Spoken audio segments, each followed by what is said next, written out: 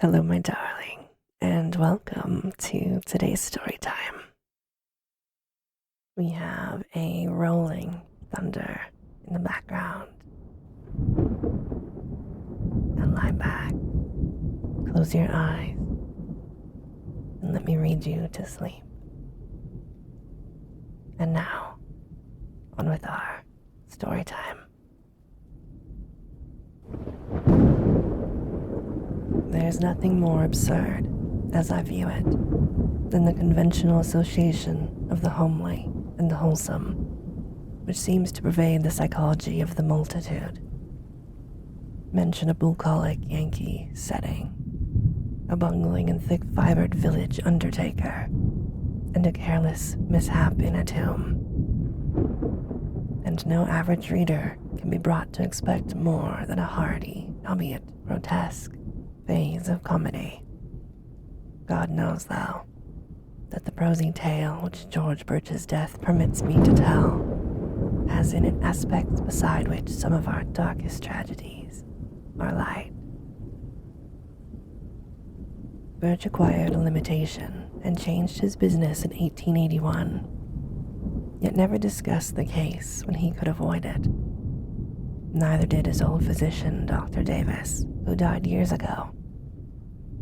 It was generally stated that the affliction and shock were results of an unlucky slip, whereby Birch had locked himself for 9 hours in the receiving tomb of Peck Valley Cemetery, escaping only by crude and disastrous mechanical means. But while this much was undoubtedly true, there were other and blacker things which the man used to whisper to me in his drunken delirium toward the last.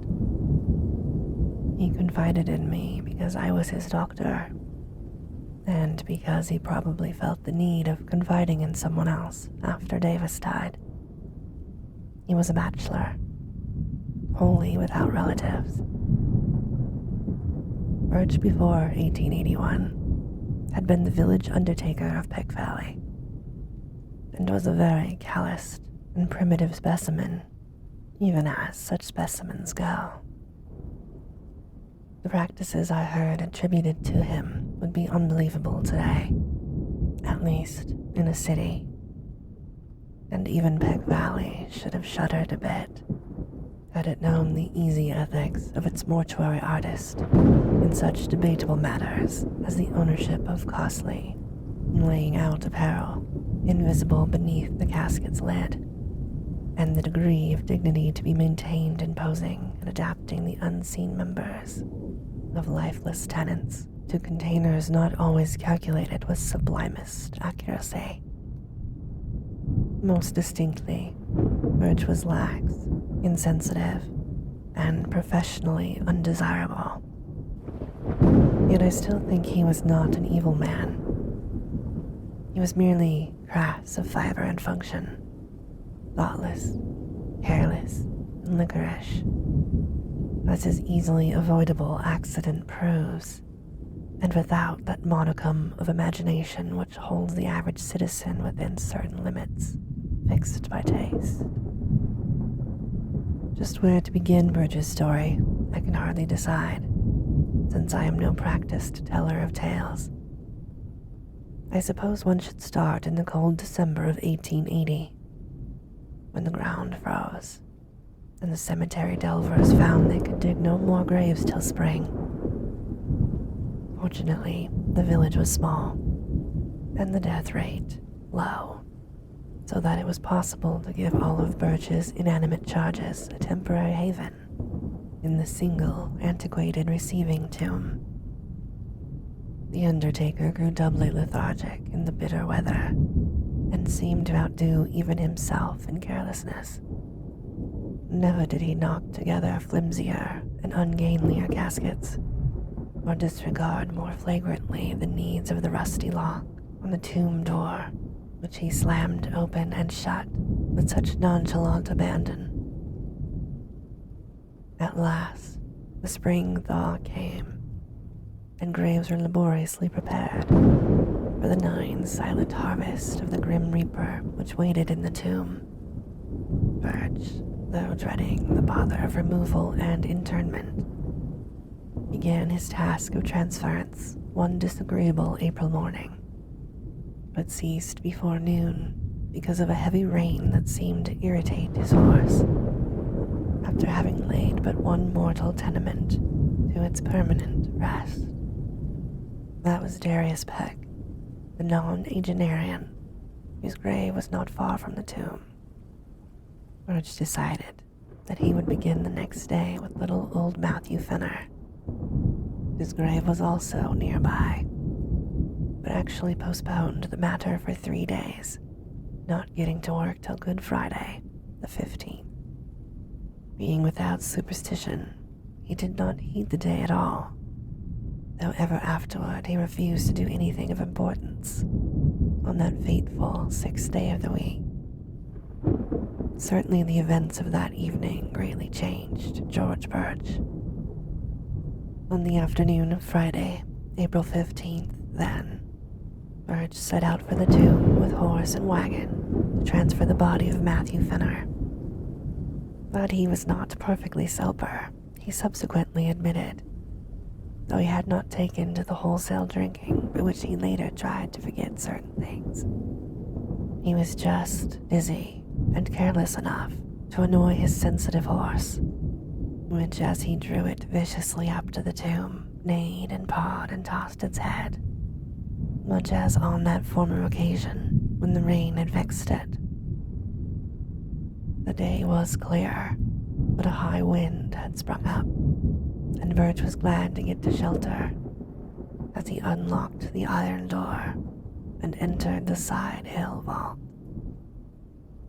Another might not have relished the damp, odorous chamber with the 8 carelessly placed coffins, but Birch in those days was insensitive and was concerned only in getting the right coffin for the right grave. He had not forgotten the criticism aroused when Hannah Bixby's relatives, wishing to transport her body to the cemetery in the city, whither they had moved, found the casket of Judge Capwell beneath her headstone. The light was dim, but Birch's sight was good, and he did not get Asaph Sawyer's coffin by mistake, although it was very similar. He had indeed made that coffin for Matthew Fenner, but had cast it aside at last as too awkward and flimsy, in a fit of curious sentimentality aroused by recalling how kindly and generous the little old man had been to him during his bankruptcy 5 years before. He gave old Matt the very best his skill could produce, but was thrifty enough to save the rejected specimen and to use it when Asaph Sawyer died of a malignant fever. Sawyer was not a lovable man, and many stories were told of his almost inhuman vindictiveness and tenacious memory for wrongs real or fancied. To him, Birch had felt no compunction in assigning the carelessly made coffin, which he now pushed out of the way, in his quest for the Fenner casket. It was just as he had recognized old Matt's coffin that the door slammed into the wind, leaving him in a dusk even deeper than before. The narrow transom admitted only the feeblest of rays, and the overhead ventilation funnel virtually none at all, so that he was reduced to a profane fumbling as he made his halting way among the long boxes toward the latch. In his funereal twilight, he rattled the rusty handles, pushed at the iron panels, and wondered why the massive portal had grown so suddenly recalcitrant. In his twilight, too, he began to realize the truth and to shout loudly, as if his horse outside could do more than neigh, an unsympathetic reply, for the long-neglected latch was obviously broken, leaving the careless undertaker trapped in the vault, a victim of his own oversight. The thing must have happened at about 3:30 in the afternoon. Birch, being by temperament phlegmatic and practical, did not shout long, but proceeded to grope about for some tools which he recalled seeing in a corner of the tomb. It is doubtful whether he was touched at all by the horror and exquisite weirdness of his position, but the bald fact of imprisonment so far from the daily paths of men was enough to exasperate him thoroughly.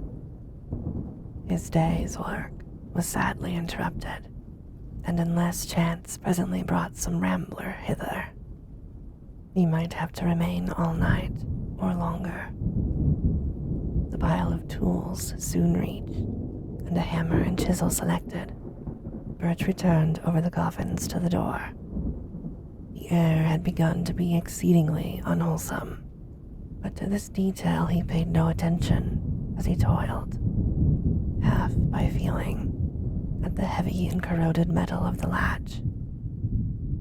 He would have given much for a lantern or a bit of candle, but lacking these, bungled semi-sightlessly as best he might. When he perceived that the latch was hopelessly unyielding, at least to such meager tools and under such tenebrous conditions as these, Birch glanced about for other possible points of escape. The vault had been dug from a hillside, so that the narrow ventilation funnel in the top ran through several feet of earth, making this direction utterly useless to consider. Over the door, however, the high slit-like transom in the brick facade gave promise of a possible enlargement to a diligent worker. Hints upon his eyes long rested as he racked his brains for means to reach it. There was nothing like a ladder in the tomb, and the coffin niches on the sides and rear, which Birch seldom took the trouble to use, afforded no ascent to the space above the door. Only the coffins themselves remained as potential stepping stones, and as he considered these, he speculated on the best mode of arranging them. 3 coffin heights, he reckoned, would permit him to reach the transom, but he could do better with 4. The boxes were fairly even and could be piled up like blocks, so he began to compute how he might most stably use the 8 to rear a scalable platform, 4D.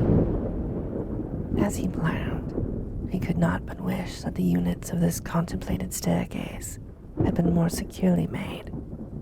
Whether he had imagination enough to wish they were empty is strongly to be doubted. Finally, he decided to lay a base of 3 parallel with the wall, to place upon this 2 layers of 2 each, and upon these a single box, to serve as the platform. This arrangement could be ascended with a minimum of awkwardness, and would furnish the desired height. Better still, though, he could utilize only 2 boxes of the base to support the superstructure, leaving one free to be piled on top in case the actual feat of escape required an even greater altitude. And so the prisoner toiled in the twilight, heaving the unresponsive remnants of mortality with little ceremony as his miniature Tower of Babel rose, course by course. Several of the coffins began to split under the stress of handling, and he planned to save the stoutly built casket of little Matthew Finner for the very top, in order that his feet might have as certain a surface as possible. In the semi-gloom, he trusted mostly to touch to select the right one, and indeed came upon it almost by accident, since it tumbled into his hands as though some odd volition, after he had unwittingly placed it beside another on the 3rd layer. The tower at length finished, and his aching arms rested by a pause during which he sat on the bottom step of his grim device. Birch cautiously ascended with his tools and stood abreast of the narrow transom. The borders of the space were entirely of brick, and there seemed little doubt that he could chisel away enough to allow his body to pass. As his hammer blows began to fall, the horse outside whinnied in a tone which may have been encouraging and may have been mocking. In either case, it would have been appropriate, for the unexpected tenacity of the easy-looking brickwork was surely a sardonic commentary on the vanity of mortal hopes, and the source of a task whose performance deserved every possible stimulus. Dusk fell, and found Birch still toiling. He worked largely by feeling now, since newly gathered clouds hid the moon. And though progress was still slow, he felt heartened at the extent of his encroachments on the top and bottom of the aperture. He could, he was sure, get out by midnight, though it is characteristic of him that this thought was untinged with eerie implications, undisturbed by oppressive reflections on the time, the place, and the company beneath his feet. He philosophically chipped away the stony brickwork, cursing when a fragment hit him in the face, and laughing when one struck the increasingly excited horse that pawed near the cypress tree. In time, the hole grew so large that he ventured to try his body, and then, shifting about so that the coffins beneath him rocked and creaked, he would not, he found, have to pile another on his platform to make the proper height, for the hole was on exactly the right level to use as soon as its size might permit. It must have been midnight at least, when Birch decided he could get through the transom. Tired and perspiring despite many rests, he descended to the floor and sat a while on the bottom box to gather strength for the final wriggle and leap to the ground outside. The hungry horse was neighing repeatedly and almost uncannily, and he vaguely wished it would stop. He was curiously unelated over his impending escape, and almost dreaded the exertion, for his form had the indolent stoutness of early middle age. As he remounted the splitting coffins, he felt his weight very poignantly, especially when, upon reaching the topmost one, he heard that aggravated crackle, which bespeaks the wholesale rending of wood. He had, it seems, planned in vain when choosing the stoutest coffin for the platform, for no sooner was his full bulk again upon it than the rotting lid gave way, jouncing him 2 feet down on a surface which even he did not care to imagine. Maddened by the sound, or by the stench which billowed forth even to the open air, the waiting horse gave a scream that was too frantic for a neigh, and plunged madly off through the night, the wagon rattling crazily behind it. Birch, in his ghastly situation, was now too low for an easy scramble out of the enlarged transom, but gathering his energies for a determined try. Clutching the edges of the aperture, he sought to pull himself up when he noticed a strange sensation in the form of an apparent drag on both of his ankles. In another moment, he knew fear for the first time that night. For struggle as he would, he could not shake clear of the unknown grasp which held his feet in relentless captivity. Horrible pains, as of savage wounds, shot through his calves, and in his mind was a vortex of fright, mixed with an unquenchable materialism that suggested splinters, loose nails, or some other attribute of a breaking wooden box. Perhaps he screamed. At any rate, he kicked and squirmed frantically and automatically, whilst his consciousness was almost eclipsed in a half-swoon. Instinct guided him in his wriggle through the transom, and in the crawl which followed his jarring thud on the damp ground. He could not walk, it appeared, and the emerging moon must have witnessed a horrible sight as he dragged his bleeding ankles towards the cemetery lodge, his fingers clawing the black mold in brainless haste, and his body responding with that maddening slowness from which one suffers when chased by the phantoms of nightmare. There was evidently, however, no pursuer, for he was alone and alive when Armington, the lodgekeeper, answered his feeble clawing at the door. Armington helped Birch to the outside of a spare bed and sent his little son, Edwin, for Dr. Davis. The afflicted man was fully conscious, but would say nothing of any consequence, merely muttering such things as, "Oh, my ankles, let go, shut in the tomb." Then the doctor came with his medicine case and asked crisp questions and removed the patient's outer clothing, shoes, and socks. The wounds for both ankles were frightfully lacerated about the Achilles tendons, seemed to puzzle the old physician greatly, and finally almost frighten him.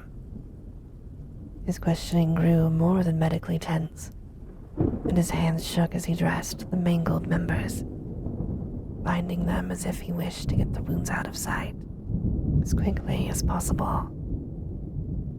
For an impersonal doctor, Davis's ominous and awestruck cross-examination became very strange indeed, as he sought to drain from the weakened undertaker every last detail of his horrible experience.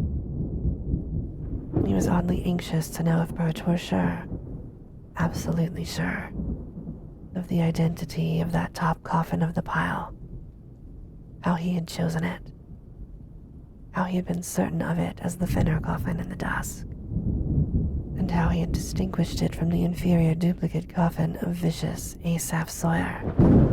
Would the firm Fenner casket have caved in so readily? Davis, an old-time village practitioner, had of course seen both at the respective funerals, as indeed he had attended both Fenner and Sawyer in their last illnesses. He had even wondered, at Sawyer's funeral, how the vindictive farmer had managed to lie straight in a box so closely akin to that of the diminutive Fenner. After a full 2 hours, Dr. Davis left, urging Birch to insist at all times that his wounds were caused entirely by loose nails, splintering wood.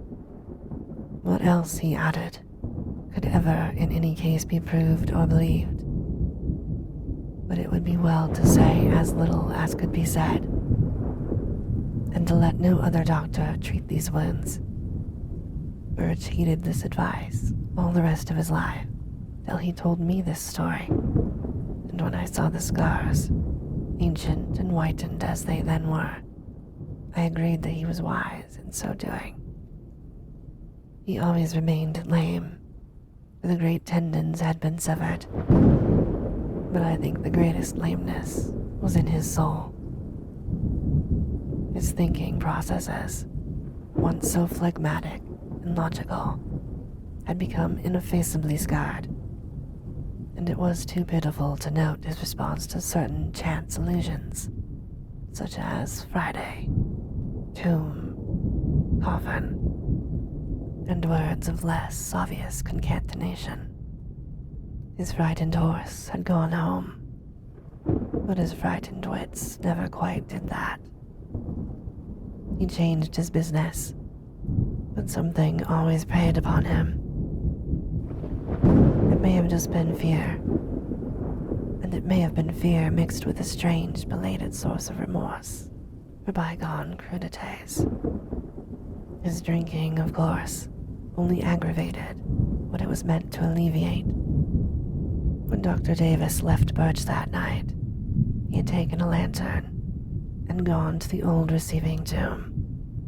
The moon was shining on the scattered black fragments and marred facade, and the latch of the great door yielded readily to a touch from the outside. Steeled by old ordeals and dissecting rooms, the doctor entered and looked about, stifling the nausea of mind and body that everything in sight and smell induced. He cried aloud once, and a little later gave a gasp that was more terrible than a cry. Then he fled back to the lodge and broke all the rules of his calling by rousing and shaking his patient and hurling at him a succession of shuddering whispers that seared into the bewildered ears like the hissing of vitriol. It was Asaph's coffin, Birch, just as I thought. I knew his teeth, with the front ones missing on the upper jaw.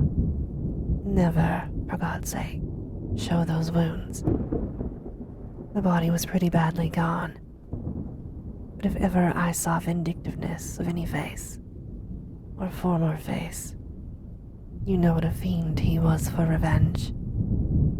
How he ruined old Raymond 30 years after their boundary suit, and how he stepped on the puppy that snapped at him a year ago last August. He was the devil incarnate, Birch, and I believe his eye for an eye fury could beat old Father Death himself. God, what a rage. I'd hate to have it aimed at me. Why did you do it, Birch? He was a scoundrel, and I don't blame you for giving him a cast-aside coffin. But you always did go too damned far. Well enough to skimp on the one thing some way, but you knew what a little man old Fenner was. I'll never get the picture out of my head as long as I live. You kicked hard, for Asaph's coffin was on the floor. His head was broken in, and everything was tumbled about. I've seen sights before, but there was one thing too much here. An eye for an eye. Great heavens, Birch. But you got what you deserved. The skull turned my stomach, but the other was worse. Those ankles cut nearly off to fit Matt Fenner's cast-aside coffin. And this, my darling, ends our story time for today. As always, I hope that you have very sweet and creepy dreams. Good night.